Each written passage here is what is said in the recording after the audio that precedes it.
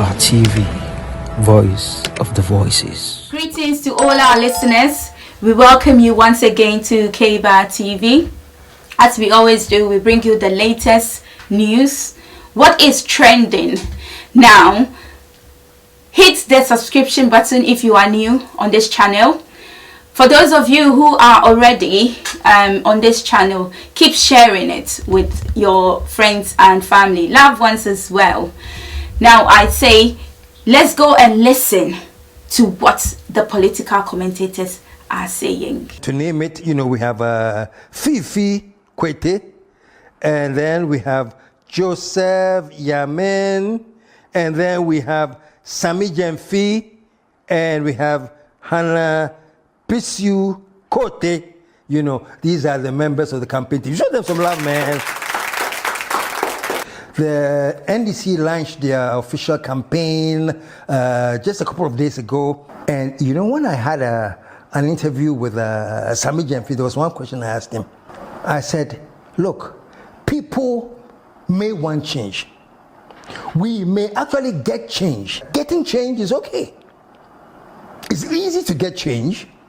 The difficulty, folks, is how you manage the change. It is easy to get change.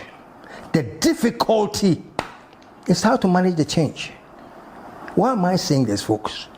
Look at all these people that are there, and we saw in the election, 2020 election, similar crowds of people who were there because they wanted change, to change from the NDC to the NPP. We saw similar crowds.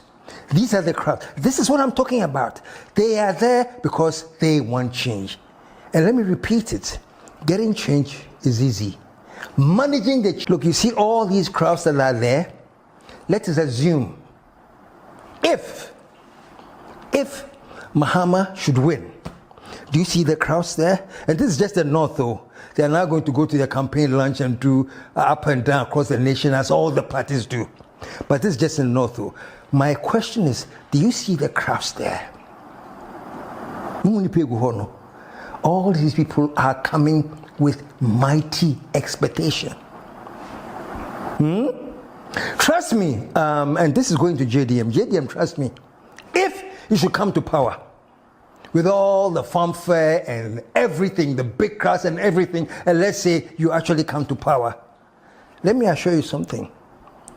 By the next month or so, when the fuel prices come and it doesn't go down, you see what Ghanaians will tell you. But the prices are still going up. I'm saying this suggests that people, when they say they are expecting change, they have all these ideas that once the change, if you come, once the change has come, everything, that instant should change. But the prices are going up. Then why do we vote for Mahama? Say to Addo, say bring the prices down. That is the Ghanaian. That is politics. That is human nature. And trust me, at that time, if it so happens that the NPP is now in opposition, you hear what they have to say. But we told you that nobody can bring prices down. And it is to become a whole new narrative at the same time. At that time, I mean. But why am I talking plenty? I'm talking plenty because I have free advice with JDM. If the country should change, and if you come to power, I have free advice with JDM. Do you know why? JDM has said something. When I came there that time, the last time I was on, I played words of DMB, Baumia. And I used his own words and I say, Massa, these are the things you said. If Ghanaians are going to have anything against you today, they are just going to play back your words to you. Please, JDM, no exception. I just want to play back just a little bit of some of the words you have said and why the people of Ghana have so much expectation. Let's just take a break and just listen to just this clip about something that JDM himself says, there's something on his heart. Listen to this. At the heart of my vision for economic revitalization is the implementation of a 24-hour economy. This innovative policy seeks to maximize productivity and efficiency by extending business hours and operations around the clock. Doing so will create a more dynamic and vibrant economy that benefits workers and businesses. A 24-hour economy will increase economic output and create well-paying jobs. You see, this is what I'm saying. These are JM's own words about this famous 24-hour economy Juicy News that on YouTube. he Hot believes, news all time. He intends that this is what he wants to implement in Ghana. And for good reason. He says when he does it, can you imagine Ghanaians working 24 hours across the clock? There's a morning shift, they close, then they come with an afternoon shift, and then there's a night shift. Do you know how many more people will be employed? Do you know what this will mean to employment for the youth of Ghana? And so I'm saying, James must put this word out. That when he comes, one thing that is close to his heart is establishing this 24-hour economy. All right. So we're going to get there. But my first question is this. JDM, are you aware that you are inheriting a bankrupt economy? Master, are you aware? The economy you are inheriting is bankrupt, and I don't care what anybody says. I can do a whole show to prove to you why I'm saying Ghana's economy is bankrupt. You know, I remember under Akuffo, Ghana went through HIPIC. And those of you who understand HIPIC, is highly indebted, poor country. I am a former Trimodium. See the description? Highly, not just indebted, you are highly. You are indebted. Not that you are highly indebted and no. You are a poor country as well. HIPIC. And Akuffo managed the HIPIC till he got Ghana out of HIPIC, and you all know the story. Let me tell you something. Today, Ghana is not in HIPIC. Ghana is under HIPIC. It's not HIPC. It's HIBC. Ghana is no longer HIPIC. Ghana is HIPIC. And you're going to KSM. What is HIPIC? We have moved from a highly indebted, poor country to a highly indebted, bankrupt country. We are no longer a poor country, we are a bankrupt country. And why am I saying all of this? I'm saying this to ask my dear friend JM, can you actually have a 24-hour economy in a country that is economically bankrupt? Very good question that I'm asking. And I'm hoping that I get a chance to sit down with you again. I've interviewed you once, but that was way back. Now we're going to sit down and have a one-on-one. And please prepare, because this is something I'm going to be asking you. You know, how can anyone actually build a 24-hour economy on a country that is bankrupt economically? It is tough. Now here's the thing, Jim, you know, I appreciate the idea of wanting to have a 24-hour economy. This is amazing advice, amazing news for the youth. And when we talk about a buoyant economy, it means things are happening. There's production, there's productivity. Businesses have stepped up. They are producing things, and not only are they producing things, there's a market for them, and people are buying it left, right, center, left, right, and center. Who produce here, the economy is buoyant. When you have such a buoyant economy, then I think you can start thinking, hey, this economy is buoyant too. How can I step it up to the next level where I can have a 24-hour economy out of the buoyant economy? But I'm saying that when you have an economy that is bankrupt, how do you establish that kind of buoyancy in the system? People are producing, people are buying. You have said some interesting things, that those who sign on, companies who sign on to decide that we're going to work 24 hours. You're going to work so that you give them tax incentives. Those who want to work at night, you're going to work so that you give them different electric tariff system and all. Brilliant incentives. But the question is this. When the country is bankrupt and the economy is bankrupt and there's no buoyancy, how do you even get the people to work and produce when there are no markets? Big question, no. The idea is good. I love it. But I'm saying, how do you accomplish that on a bankrupt economy? And the country's economy is bankrupt. You may have ideas. I have ideas, because this is a free advice thing. So for today, as part of my free advice, this is what I'm telling you. Please, the 24-hour economy thing is a long-term thing. And I'm sure we met all your advisors at the beginning. These are very sharp minds.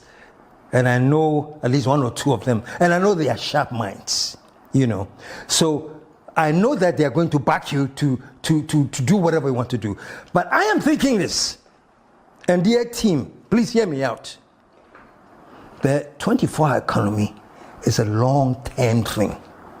Because as it is now, when you inherit the economy as it is now, maybe you have a magic wand, and I'd love to see it. But for me, it's very difficult for me to imagine now this bankrupt economy that we are in. Prices escalating, foreign exchange escalating, and this. One time I did a show, we say Economy Lambonam. You can check on YouTube. I did the program called Economy Lambonam. If you have inherited an economy that is insane, my question is very simple. How do you actually build a buoyant, active 24-hour economy? That's why I say something that can be a long-term thing. But for now, my free advice, which I'll give you anyway, and please pay attention to this. The free advice I'm going to give you for the ability to implement a 24-hour economy is this. Massa, as we speak now, the local firms and the local productions and things there, the economy, it has messed up everything. Registering because I want to produce 24 hours when they know that even when they produce, there's nothing they can do with their product for now. But if you are thinking about producing to sell outside, that's a different game, but it hasn't even come in yet. Okay? Right now, my free advice, JDM, my free advice. If you should come in JDM, my free advice, I'm taking a look at two sports to start with. Two immediate sports that I think you should pay attention to right away. Okay? Number one, I want you to, whatever you think you can do, find the funds and resuscitate the Commander Sugar Factory. It is critical. Resuscitate the Commander Sugar Factory. And while you are in the business of finding funds to resuscitate it and putting it back together, then start with your growers who are going to plant all your sugar cane and massively on a large scale. I don't know whether the lands are there and everything is set, but please let those who are going to get into the planting of sugar cane and get ready. Let them start working while you are resuscitating the Commander Sugar Factory. You know why I'm saying this? A simple area like sugar and one factory like Commander Sugar Factory can start immediately working 24 hours around the clock. That is, if you resuscitate it and put in all the equipment that is needed. Do you know why I'm saying this? Please go and do your research. Everyone listening to me, go and do your research. Sugar alone that we import into this country is in excess of $200 million. Sugar and corn. Now check this out. We resuscitate the Commander Sugar Factory, and then we make laws in this country or regulations that will insist that all the breweries, Accra Brewery, Guinness Ghana Limited, and all those who, the Coca-Cola, the whoever, Casa Proco, anybody in the business of alcohol the amount of sugar you import, make it a law, a regulation, that all these breweries should buy only commended sugar. So right now, you have created a market for commended sugar. And we are talking about a market in excess of $200 million a year. And in order for them to meet the demand to supply all the breweries and other places that may need it, maybe other African countries, you have now paved the way to need a 24-hour operation. So Commended Sugar Factory is operating 24 hours, 3 distinct shifts. Why? Because the demand from the breweries alone, I'm not talking about exported, locally, the demand for sugar alone, for the breweries and the local demand alone. So right there, you have a Commended Sugar Factory operating on a 24-hour economy. So people who are criticizing 24-hour economy at the end, no, don't say that. Just understand that though, that it's not an overnight thing. Okay? So that's my first free advice. Commender, YNCC. I'm talking about YNCC because we have left it to rot. Promises were made to be back online. It has been left to rot, all because of resuscitated. It will take a lot of refinancing to get all the machines and everything in place, but go ahead and do it. In the meantime, get those sugarcane farmers to get busy.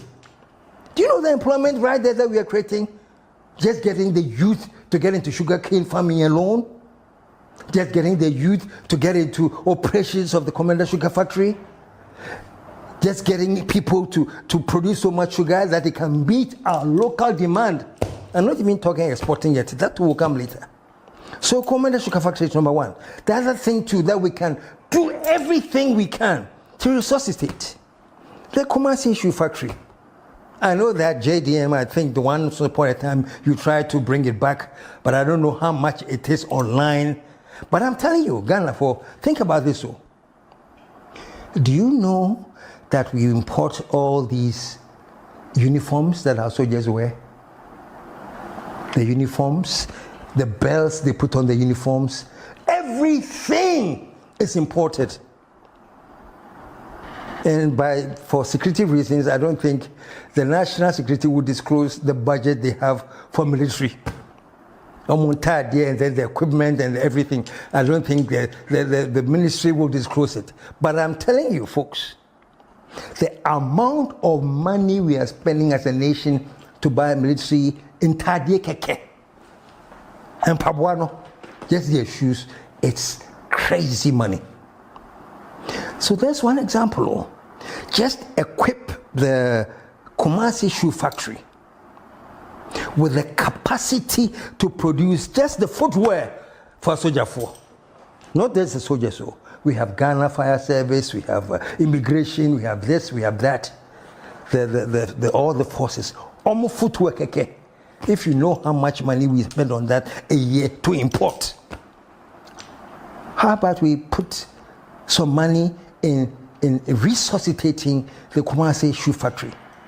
Maybe get one other shoe factory in Accra or Tamale or somewhere, and then resuscitate these things, build them up to the level that they are manufacturing these things, world-class boots and maybe belts. I haven't even talked about the uniforms, so that's a whole industry that is there. Why do we have to import their uniforms? Honestly, why Ghana Soldier 4, Ghana Police? Why do we have to import their uniforms? Why can't we come up and develop a system or find a tailor or whatever it is that is producing all the wear for the Ghana Army, Ghana Police, the Fire Service, the immigration, their boots, their shoes? Find out how much we spend to import these things and ask me if we have 2 or 3 companies in this area that are producing, and we have regulation that is telling us that from now on the Ghana Army cannot import any more entire from a butchery. All of them have to be locally made. by law. You'll be amazed that you need factories that are operating 24 hours to produce for Ghana alone. Now, having said this, then later on, other things will come into being. You know, people who are into fashion, we have the Agua platform, we have all these things. They can now come and also be making things, selling them abroad. All I'm saying is this. I'm an economist.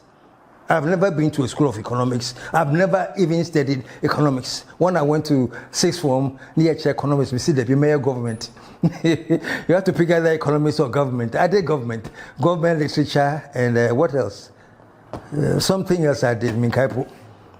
So I'm not an economist. So economic experts will come and tell me, like, KSM, what calculate way, blah, blah, blah, blah, blah, blah, blah, blah. Fine. Bring all your book knowledge. Me, I'm telling you the grassroots thing. Resources the commander. Make it a world-class sugar producing factory. And make a law in this country that all the breweries in this country, they all import their sugar. Only import too. They should all import from Ghana. And it's a rule. Now you go, I find me go and join some, you say, oh no, but that is not fair trade. The World Trade Organization says you should open up your borders and blah, blah, blah, blah, blah. Money, World Trade for the energy. And you see where that will lead you. China decided to close their doors and do everything inside. And when they were happy that they have done enough to build their country, then they opened up to whatever. So for now, Ghana, this is what we should be concentrating on.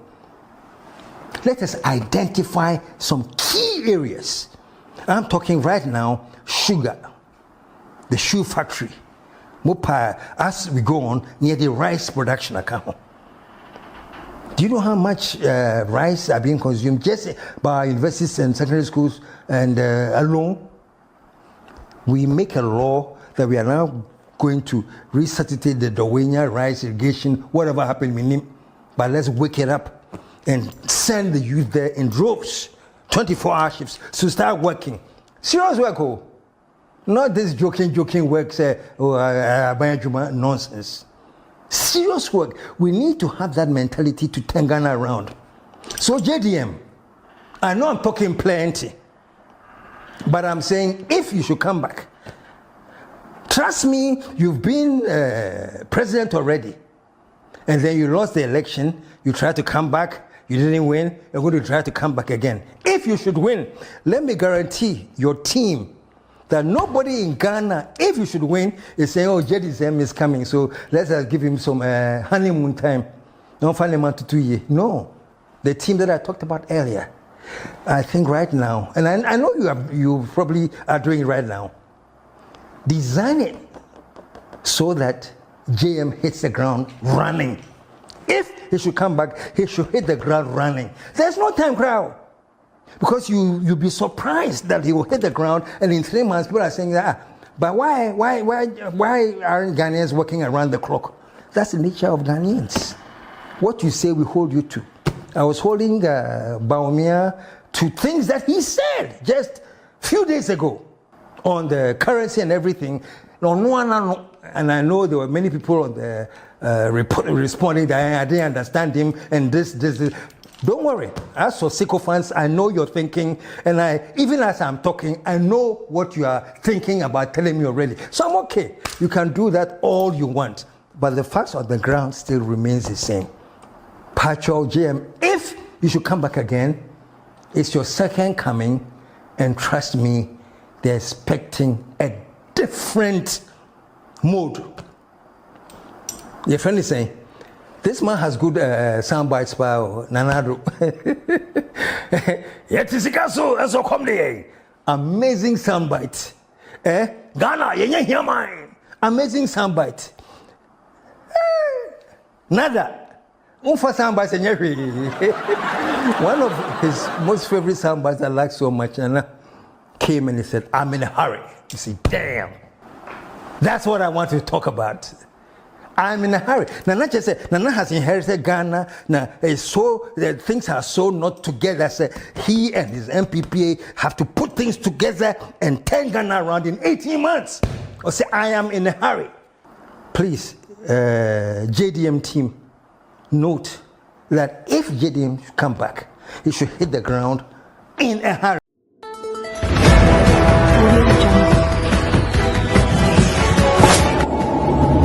K-Bar TV, voice of the voices.